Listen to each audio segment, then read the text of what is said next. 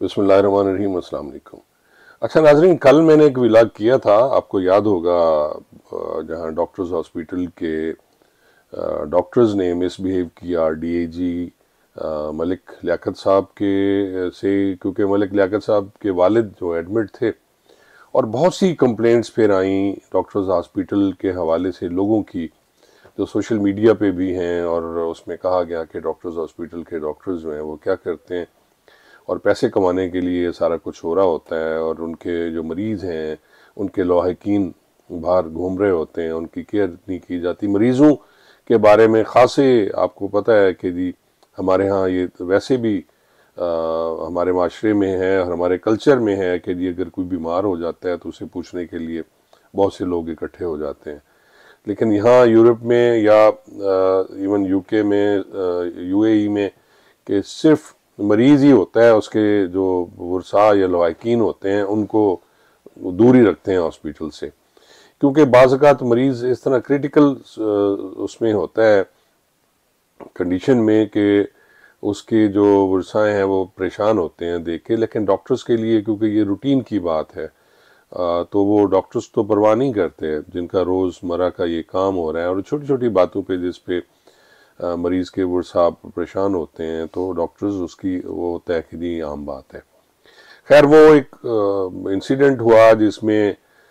Doctors भी अपनी उसमें होते हैं, उन्होंने डीएजी साहब से बदतमीज़ी की और उसके बाद बात बढ़ी और बात पहुंची जी मियां आमिर साहब, जो कि दुनिया चैनल के मालिक हैं, और साथ में उन्होंने अब यहाँ इसमें भी शेयर्स ले लिए हैं डॉक्टर हॉस्पिटल के। पाकिस्तान में इस वक्त जो अस्पताल है बनाना बहुत मुनाफा बख्श बिजनेस है। इससे पहले या एजुकेशन है या फिर हेल्थ है, जिसमें आप बड़े आराम से लूट सकते हैं लोगों को। जो आप कहते जाते हैं वो लोग करते जाते हैं, अपने घर बेचते हैं, अपने बच्चों बीवियों के जेवरात बेचते हैं, और उसके बाद जो उनके प्यारे होते हैं उनके इलाज पे वो सर्व कर रहे होते हैं। फौरी तौर पे रिएक्शन हुआ जी इसका, और आईजी साहब हालांकि बहुत क्लोज हैं सीएम साहब के, जो निगरान वजीर आला है, लेकिन क्योंकि उनका ताल्लुक भी सहाफ़ी बिरादरी से है निगरान वजीर आला का, और उनके अपने 4-5 चैनल हैं, तो उन्होंने डीएजी रैंक के बंदे को फौरी तौर पे ओएसडी कर दिया, उन्हें हटा दिया गया अपने ओहदे से। हालांकि जहां तक मैंने वीडियोस देखी हैं उसमें मलिक लियाकत साहब का मुझे कहीं कसूर नज़र नहीं आता। शाह से ज़्यादा शाह के वफादार वाली बात यहाँ सादिक आती है। वहाँ जो स्टाफ पहुँचा, आप लोगों ने भी अक्सर देखा होगा कि जी पुलिस वाले जब कुछ इस टाइप की हरकत, कोई सीनियर थोड़ा सा भी एग्रेसिव हो तो जूनियर्स फिर हाथ छोटे होते हैं और वो तशद्दुद हो जाता है, जो कि कंट्रोल से बाहर होता है वहाँ खड़े हुए सीनियर के लिए। मलिक लियाकत साहब की आवाज़ें सुनी जा रही हैं, वो रोक रहे हैं, और बाद में भी बात उस वक्त बढ़ गई जब मुजाहिद शेख साहब और उनके साथ मुदस्सिर जो मीडिया से हैं वो आए, जिन्हें कि मियां आमिर साहब ने भिजवाया था, और उनके साथ भी फिर ज्यादती हो गई और उन्हें मारा गया। ख़ास तौर पे मोहम्मद अली भट्ट साहब ने तो उन्हें सिर्फ धक्का दिया, लेकिन जो उनके साथ मुलाजमीन थे वो फौरी तौर पर उन पर लपके और उस पर तशद्दुद हुआ, बात बढ़ी। लेकिन जो जिन्होंने तशद्दुद किया उनके खिलाफ एक्शन तो नहीं हुआ, तो फौरी तौर पे यही कहा गया कि जी क्योंकि तल्ख कलामी हुई थी डॉक्टर्स के साथ मलिक लियाकत साहब की, तो मलिक लियाकत साहब को ओएसडी बना दिया गया। ये बड़ी अजीब सी बात थी कि एक सीनियर अफसर को इस तरह हटा देना। और मैंने देखा आईजी साहब की बेबसी देखी मैंने। वैसे तो आईजी साहब हमेशा बात करते हैं कि जी वो बड़े स्ट्रांग हैं, वो कोई सियासी